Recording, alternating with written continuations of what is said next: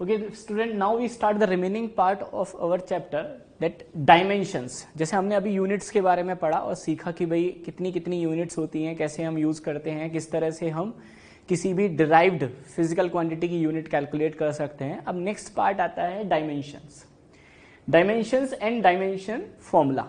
सबसे पहले हम इसकी डेफिनेशन की बात करते हैं कि डायमेंशंस होता क्या है। तो इसको मैंने यहां पर लिखा है, पहले इसको देखते हैं। That is we can express all derived quantity in terms of the fundamental quantity. जैसे मैंने अभी समझाया आपको कि किसी भी डिराइव्ड क्वांटिटीज को हम फंडामेंटल क्वांटिटी की टर्म में रिप्रेजेंट कर सकते हैं।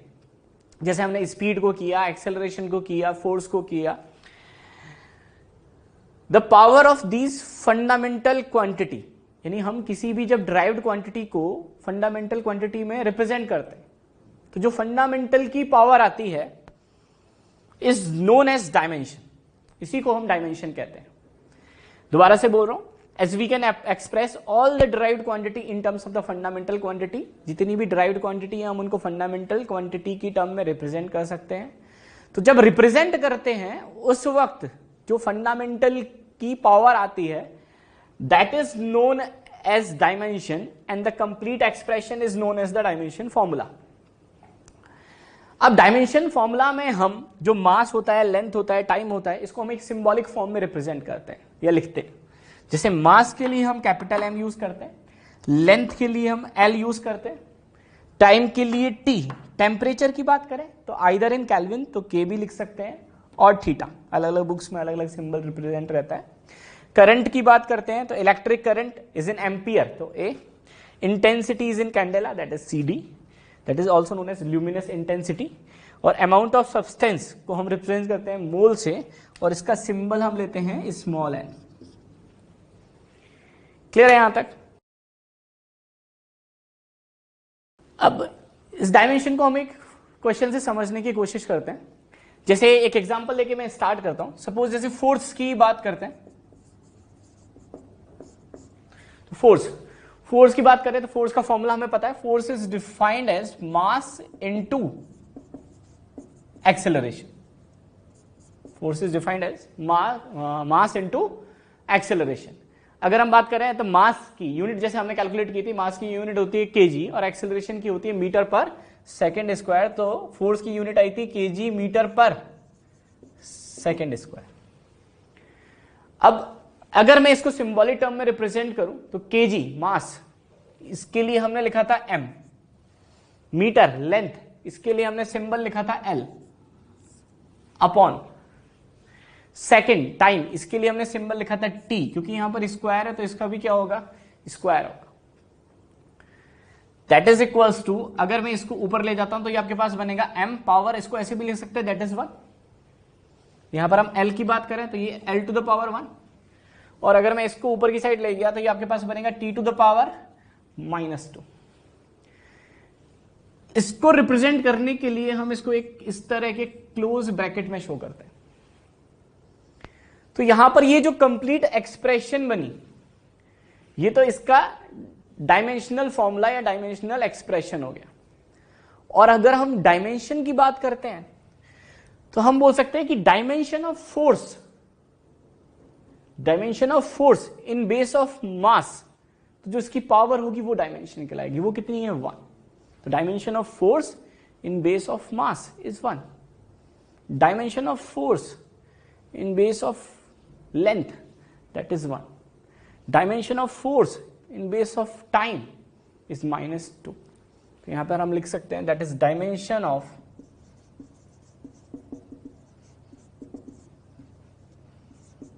Force in base of mass that is equals to 1। जैसे मैंने डेफिनेशन में भी लिखाया था कि जो जैसे ही हम किसी डिराइव्ड क्वांटिटी को, force is a derived quantity, किस टर्म में रिप्रेजेंट करते हैं, फंडामेंटल की टर्म में। तो इस फंडामेंटल की जो पावर होती है वही डायमेंशन होती है। तो हम बोल सकते हैं dimension of force in base of the mass is 1। Dimension of force in base of length is 1 and the dimension of force in base of time, तो अगर इसका एक्सपोनेंट देखोगे तो दैट इज -2। और अगर हम इसके डायमेंशनल फॉर्मूले की बात करें तो this complete expression is known as dimensional formula. यानी एक तरह से मैं सबसे पहले अब तरीका मेथड क्या हुआ, सबसे पहले हम क्या करेंगे, किसी भी फिजिकल क्वांटिटी की अगर डायमेंशन कैलकुलेट करनी है तो पहले उसका फॉर्मूला लिखेंगे, फॉर्मूले से हम उसको चाहे तो यूनिट की टर्म में रिप्रेजेंट कर सकते हैं और यहां से हम उसको फिर सिंबल की टर्म में रिप्रेजेंट कर देंगे। बिल्कुल आसान है। जैसे वर्क की अगर हम बात करें तो वर्क के लिए हमने अभी लिखा था work is force into displacement. Work is force into displacement. Force की बात करें तो फोर्स की डायमेंशन यहां पर आ गई है, चाहे तो हम इसका भी यूज कर सकते हैं, लेकिन पहले हम बेसिक से देखते हैं क्योंकि मुझे याद नहीं है अभी, मैं भूल गया, तो मैं बिल्कुल बेसिक से सॉल्व करूंगा। फोर्स की बात करें तो पहले हम इसको यूनिट की टर्म में लिख देते हैं KG metre per second square into displacement. अभी बताया कि डिस्प्लेसमेंट की अगर हम ऐसा यूनिट की बात करेंगे दैट इज मीटर, तो यहां पर आपके पास ये क्या बना, that is KG metre square upon second square. अब सिंबल टर्म पर आ जाते हैं, अब इसका डायमेंशनल फॉर्मूला लिखते हैं। तो केजी ये डिनोट करता है मास को, तो इसको m power 1, metre, metre is in length that is l power 2 and second is a time that is power 2। तो यहां से मेरे पास इसका डायमेंशनल फॉर्मूला कितना आया, m पावर 1 l2, और इस t को ऊपर ले जाएंगे तो ये बनेगा आपके पास t माइनस 2, और इसको हम इस तरह के ब्रैकेट में रिप्रेजेंट कर देंगे। तो अगर मैं आपसे पूछता कि वर्क का डायमेंशनल फॉर्मूला या डायमेंशनल एक्सप्रेशन क्या होगी, तो आप बोलते m1 l2 t माइनस 2, तो ये एक्सप्रेशन हो गई। और अगर मैं डायमेंशन पूछता तो डायमेंशन की अगर आप बात करोगे तो वर्क की डायमेंशन मास की टर्म में या मास के बेस में होती है 1, लेंथ की बात करोगे तो 2 और टाइम की बात करोगे तो -2। Okay, now we comes to the more example of dimension. अब डायमेंशन के कुछ और एग्जांपल, थोड़ी सी प्रैक्टिस करते हैं। जैसे वर्क की अगर हम बात करें थोड़ा सा फास्ट करेंगे क्योंकि हम यूनिट निकालना सीख चुके हैं, हमें फॉर्मूले सबके पता है, तो हमें सिर्फ क्या करना है, यूनिट लिख के उसको सिंबॉलिक टर्म में रिप्रेजेंट करना है, तो मेरे पास डायमेंशनल फॉर्मूला आ जाएगा। बिल्कुल सिंपल है। वर्क की बात करें तो वर्क का फॉर्मूला मैं पहले ही लिख चुका हूं, फोर्स इंटू डिस्प्लेसमेंट। तो फोर्स की यूनिट की बात करोगे तो force is newton, displacement is metre, that is newton metre.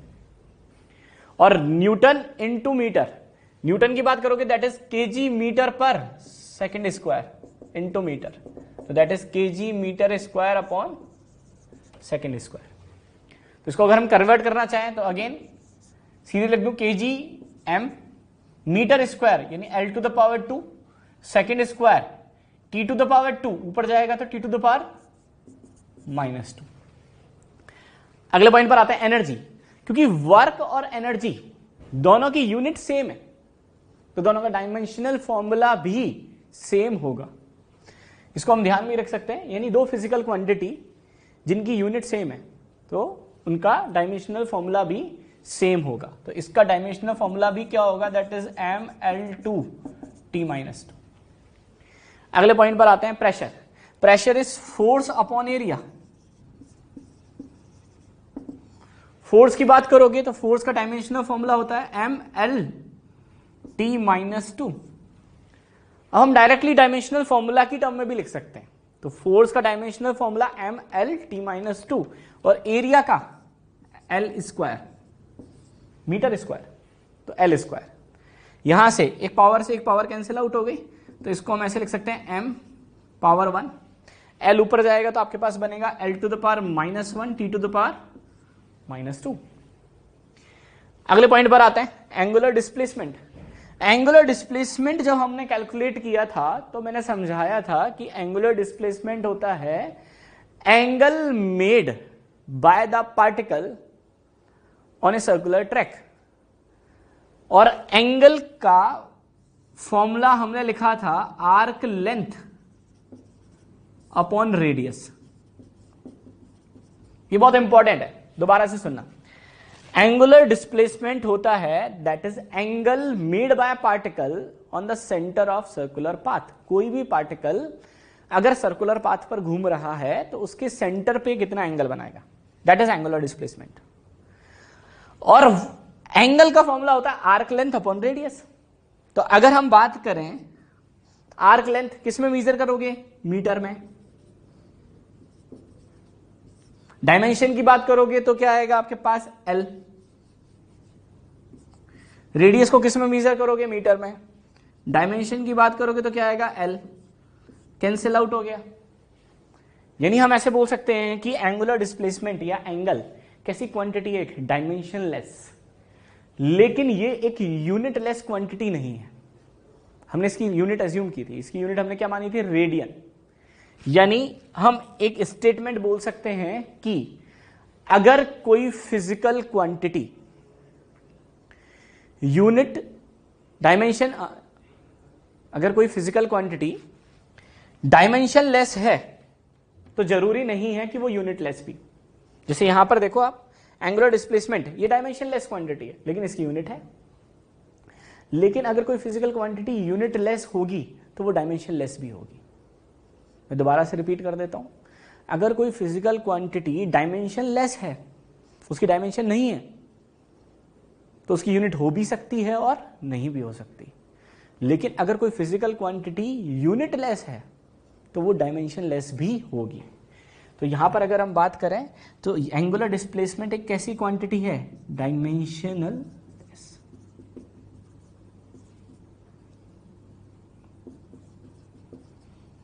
और डायमेंशनलेस क्वांटिटी को रिप्रेजेंट हम कैसे करते हैं, that is m0 l0 t0। यानी ना ये मास पे डिपेंड कर रहा है, ना ये लेंथ पे डिपेंड कर रहा है, ना ये टाइम पे डिपेंड कर रहा है। That is m0 l0 t0। That is a representation, general representation of A dimensionless physical quantity. अब अगले पॉइंट पर आते हैं, angular velocity. Angular velocity is angular displacement upon time. तो इसकी यूनिट डायरेक्टली लिख देता हूं, मैंने लिखा था रेडियन पर सेकेंड।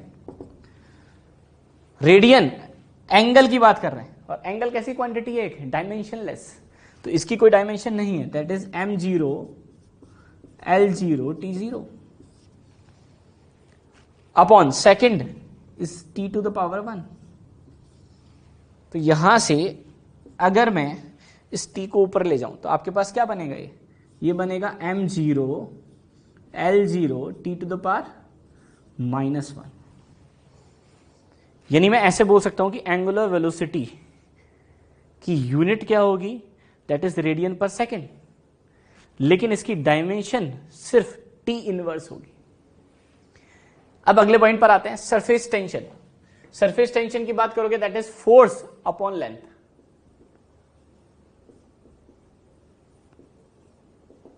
फोर्स इज mlt-2, हम कैलकुलेट कर चुके हैं, अपॉन लेंथ इज l। ये कैंसिल आउट हो गया, तो आपके पास इसकी डायमेंशन क्या आई, इसकी डायमेंशन आई m to the power 1 l0 t-2। Gravitational constant.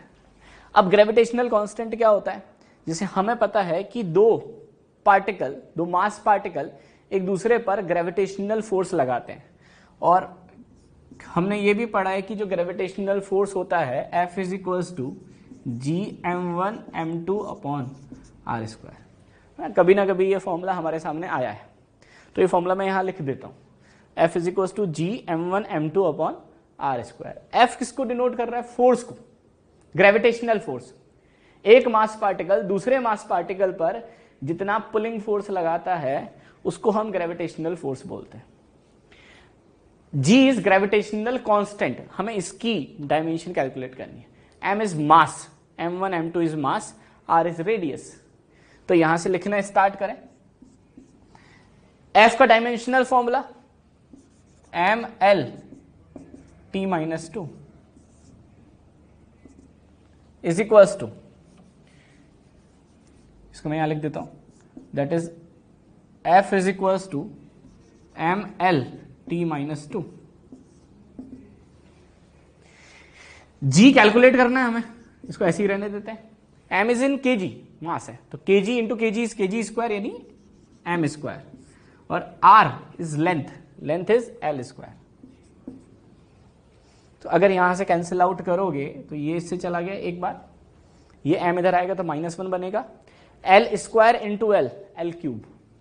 तो यहां से अगर आप g का डायमेंशनल फॉर्मूला निकालोगे तो वो बनेगा m-1 L3 T-2, तो m-1 L3 T-2, that is a gravitational dimensional formula for gravitational constant। हम इसको मेमोराइज भी कर सकते हैं। अगला पॉइंट, कूलाम कांस्टेंट। तो जिस तरह से दो मास पार्टिकल एक दूसरे पर ग्रेविटेशनल फोर्स लगाते हैं, दो चार्ज पार्टिकल एक दूसरे पर कूलाम फोर्स लगाते हैं, और that F is equal to K Q1 Q2 by R²। अब यहां से K is known as a coulomb constant. इसको कैलकुलेट करने के लिए मुझे F का डायमेंशन चाहिए जो मुझे पता है, R इज अ लेंथ ये भी पता है, तो मुझे किसका डायमेंशन चाहिए, चार्ज का डायमेंशन, और अगर आ गया तो मैं K कैलकुलेट कर सकता हूं। और चार्ज का डायमेंशन कैसे निकालेंगे, उसका फॉर्मूला हम पहले ही देख चुके हैं, that is current is equals to Q by T। Electric current is defined as the flow of charge per unit time, तो I is equals to Q by T, तो Q is equals to I into T, Q is equals to I into T, और I is in ampere that is A, T is time that is in second, A to the power 1 T to the power 1 close bracket. तो मेरे पास charge का dimensional formula आ गया। और अब इस फॉर्मूले पर आते हैं। तब ये कैलकुलेट करना बहुत आसान है। F का डायमेंशनल फॉर्मूला पता है, चार्ज का पता है, लेंथ का पता है, तो हम K कैलकुलेट कर सकते हैं। एक बार कोशिश करते हैं। F की बात करें तो फटाफट याद हो गया होगा हमें, ML T-2, that is the dimensional formula of force. K calculate करना है, इसको ऐसे ही रहने दो, into charge Q into Q, dimensional formula तो दोनों का सेम होगा, तो A इंटू T और A इंटू T, तो A टू द पावर 2 और T to the power 2 upon R is length that is L square. तो यहां से अगर मैं कैलकुलेट करूं तो मेरे पास डायमेंशनल फॉर्मूला आ जाएगा K का।